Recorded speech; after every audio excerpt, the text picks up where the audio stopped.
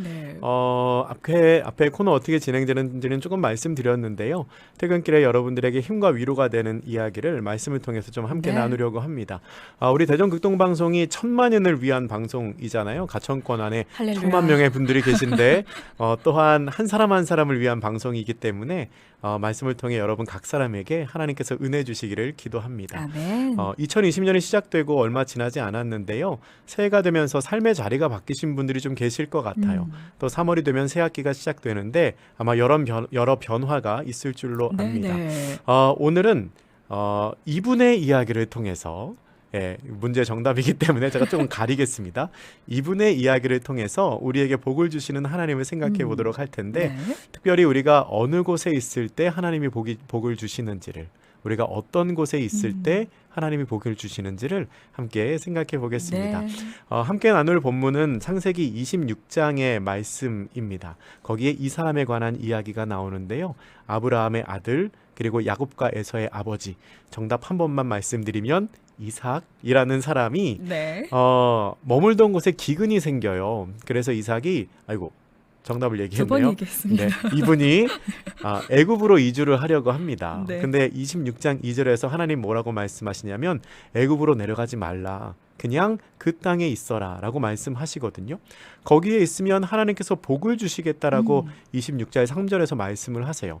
그러니까 이분이 그 말씀에 순종을 합니다. 그리고 하나님께서 약속을 하신 대로 창세기 26장 12절 이하에게 큰 복을 내려주시는데요. 아멘. 창세기 26장 12절 13절을 제가 한번 읽어드릴게요. 이분이 그 땅에서 농사하여 그 해에 100배나 얻었고 여호와께서 복을 주심으로 그 사람이 창대하고 왕성하여 마침내 거부가 되어. 아멘. 하나님께서 약속하신 대로 네. 큰 복을 받습니다. 그런데 사실 이 12절에서 나오는 그 땅은 하나님께서 아브라함에게 주시겠다고 한 약속의 땅은 아니었어요. 네. 근데 그럴지라도 그곳에 하나님이 함께 계시고 하나님께서 복을 주시니까 상상도 할 수 없는 소출을 얻게 된 겁니다. 무슨 말이냐면 하나님께서 처음 약속했던 그 약속의 땅에 있었기 때문에 복을 받은 게 아니고 거기가 아닐지라도 하나님이 함께 하시니까 네. 복을 받았다는 겁니다. 본문에 100배를 얻었다라고 표현하는데 이거는 실제적으로 뿌린 것에 100배를 얻었다는 뜻일 수도 있지만 네. 상징적으로 생각해 보면 이 구약의 완전수 중에 10이라는 숫자가 완전수로 여겨졌거든요. 근데 10의 10배. 와. 그러니까 완전한 완전수의 숫자에 완전한 배수를 네. 거두었다는 의미도 있습니다. 음. 그러니까 모든 사람이 풍성함을 누리는 완전한 풍작을 얻었다는 거죠. 오, 상상만 해도 네, 너무 그렇죠. 너무 좋죠. 감사한데요. 네. 생각해 보면 사실 몇 배가 중요한 건 아닌 것 같아요. 왜냐하면 내가 10개를 벌었어도 20개가 나가면 어떻게 됩니까? 그거는 적자잖아요.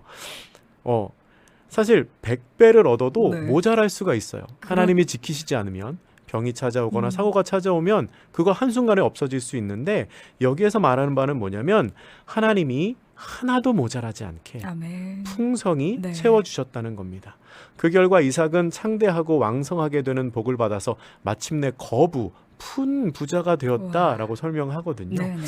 여러분 꼭 기억하시면 좋겠습니다. 하나님께서 우리에게 복을 주시는 것은 우리가 어떤 특정한 장소에 있기 때문에 주시는 게 아니에요. 어느 곳에 있든지 하나님이 함께 하시기에 형통함을 주시는 네. 겁니다. 아까 제가 사연 잠깐 보니까 서울에 있는 남편분 걱정하시면서 문자 네. 사연 보내주신 분이 계시더라고요. 하나님이 대전이라고 역사하시고 서울이라고 함께 하시지 않는 게 아니고요. 어디에 있든지 그분과 함께 하는 것. 그때 우리의 삶에 형통함이 주어집니다. 네. 근데 이삭이 그렇게 복을 받으니까요. 사람들이 이삭을 시기하기 시작해요. 질투하기 시작합니다. 그래서 아브라함이 팠던 우물을 막으면서 결국 계속 답을 얘기하고 있었어요. 이분에게. 저도 몰랐네요. 그러게요. 네. 이분에게 이렇게 이야기해요. 창세기 26장 16절 말씀인데요. 아비멜렉이 그 사람에게 이르되 내가 우리보다 크게 강성한즉 우리를 떠나라 이렇게 말합니다. 그러니까 이제 가라는 거죠. 너 딴 데로 가 그래요. 이 사람은 100배의 소출을 얻었던 곳에서 다른 곳으로 거처를 옮겨야 하는 처지가 네. 됐습니다. 얼마나 아쉬웠을까요? 근데 참 아쉬울 수 있지만 이게 큰 관점에서 보면 사실 거기는 하나님이 약속하신 땅이 아니었어요. 사실 거기는 하나님이 원래부터 살라고 명령하신 땅이 아니었어요. 이게 무슨 말이냐면 네. 어차피 떠나야 될 땅이라는 거죠. 어차피 이삭은 네. 거기에 오래 머물 게 네. 아니라는 겁니다. 저는 이제 낚시를 하지는 않는데요. 낚시 좋아하시는 분들 얘기 들어보면 고기가 잘 잡히는 포인트가 있다 그래요. 그 지점이 있다는 네. 거죠. 똑같은 낚시장 혹은 똑같은 바다 낚시를 네. 해도 잘 잡히는 포인트가 있대요. 근데 만약에 어떤 사람이 낚시를 잘 하고 있었는데 갑자기 어떤 막 힘세고 우락부락한 사람이 오더니 여기 내가 할 테니까 당신 딴 데 가. 당신 딴 데 가서 해. 그러면 어떨까요? 참 잘 잡히는 자리라서 떠나기가 너무 아쉬울 것 같은데요. 마음이 힘들겠죠. 실제적으로 이런 분들 계실지 몰라요. 가게에서 장사 잘 하고 있는데 갑자기 건물주가 가게세를 막 올린다든지 해서 직접 말을 할 수도 있고 간접적으로 할 수도 있지만 네. 나가시오. 그러면 또 마음이 얼마나 어떻게 해야 될까요? 아플까요? 네. 근데 가만히 생각해 보면 그곳, 그 장소는 내가 계속 머물 곳이 아니에요. 다른 관점에서 생각해 보면 잠깐 머물렀던 그곳에서 내가 100배의 결실을 얻었다면 사실은 그곳에서 충분한 하나님의 은혜를 경험한 겁니다. 아멘. 그리고 그 자체로 감사한 거죠. 네. 내가 여기가 내 목적지가 아닌데 잠깐 거쳐가는 곳에서 100배를 얻었으니 이게 얼마나 감사합니까? 네. 그리고 또 한 가지 생각해 보면 잠깐 머물던 곳에서 그 큰 은혜를 경험했다면 약속하신 그곳에 가면 얼마나 더 큰 은혜를 주실까요? 저도 지금 그 생각을 했거든요. 그렇죠? 잠깐 머무는 곳에서 그러한 은혜를 누렸다면 네. 실제 하나님께서 약속하신 그 땅에 가면 얼마나 더 큰 복과 은혜가 있을까라는 맞아요. 생각이 네. 상상만 해도 마음에 기쁨이 넘치네요. 그러니까 이삭은 아마 네. 아쉽기는 해도 하나님의 은혜를 또 기대하고 사모하는 마음으로 올라가지 않았을까 네. 하는 생각을 합니다. 여러분 우리는 나의 목적지가 아닌 곳에서 떠나는 것을 너무 아쉬워할 필요가 없습니다. 물론 있던 곳이 편하지요. 그리고 익숙해요. 또 거기가 약속의 땅이 그런데 약속의 땅이 아니라면 어차피 떠나야 할 곳이기 때문에 네. 우리는 너무 아쉬워할 필요가 없어요. 그런 원망 나올 수 있습니다. 주님, 제가 왜 가야 되지요? 많이 하지 않나요, 저희? 주님, 제가 여기서 잘 살았는데 네. 왜 또 저를 옮기시지요? 근데 그 순간에는 그게 아니고요. 하나님, 제가 여기서 참 잘 살았습니다. 아멘. 하나님 은혜로 잘 살았습니다. 그런데 하나님께서 옮기라고 하시니 거기 가면 더 잘 살게 될 줄로 믿습니다. 아멘. 하고 말하는 믿음이 네. 사실은 우리에게 필요하지요. 네. 그렇게 하나님으로부터 약속을 받고 거처를 옮긴 이삭에게 네. 어느 날 아비멜렉이 찾아와서 약속을 맺자고 그래요. 네. 이것은 이삭의 아버지 아브라함이 맺었던 약속과 상당히 비슷한데요. 아브라함이 그랬던 것처럼 이삭도 하나님의 복을 받아서 형통한 것을 보니까 아비멜렉이 군대 장관들과 함께 와서 정식으로 우리 평화의 계약을 맺자라고 이야기를 한 거죠. 근데 사실 그들을 맞이하는 이삭의 마음이 썩 유쾌하지 않았어요. 뭐라고 말하냐면 창세기 26장 27절에 이렇게 기록을 합니다. 그들에게 이르되 너희가 나를 미워하여 나에게 너희를 떠나게 하였거늘 어찌하여 나에게 왔느냐? 그렇게 말하거든요. 너희가 나를 미워해서 떠나라고 했는데 어찌하여 그렇게 또 다시 찾아왔느냐? 그 사이에 무슨 일이 있었냐면 이 사람이 계속해서 쫓겨나는 일이 있었거든요. 네. 여러분 그 퀴즈 잊어버리셨을까 봐 한 번 더 말씀드리면 오늘 퀴즈의 답은 오늘 이야기의 주인공을 보내주시는 거예요. 제가 정답 한 번만 얘기한다 그랬는데 지금 굉장히 많이 얘기했거든요. 저는 지금 오늘의 문자 퀴즈 문제를 생각했어야 되는데 저도 같이 이야기에 지금 빠져들면서 네, 감사합니다. 네네. 이 사람이 그 3번이나 우물을 팠다가 쫓겨나고 하는 일이 생겼어요. 물론 정확히는 2번이고 3번째 우물을 팠을 때는 머물렀지요. 여러분 잘 아시는 에색, 신나, 르호봇이라는 우물입니다. 근데 그렇게 쫓아낼 때는 언제고 아비멜렉이 이 사람을 찾아와서 우리 약속하자. 우리 계약을 맺자라고 부탁을 하는 겁니다. 그 장면 제가 읽어드리면 네. 창세기 26장 28절에서 29절 말씀입니다. 그들이 이르되 여호와께서 너와 함께 계심을 우리가 분명히 보았으므로 우리의 사이 곧 우리와 너 사이에 맹세하여 너와 계약을 맺으리라 말하였노라. 너는 우리를 해하지 말라.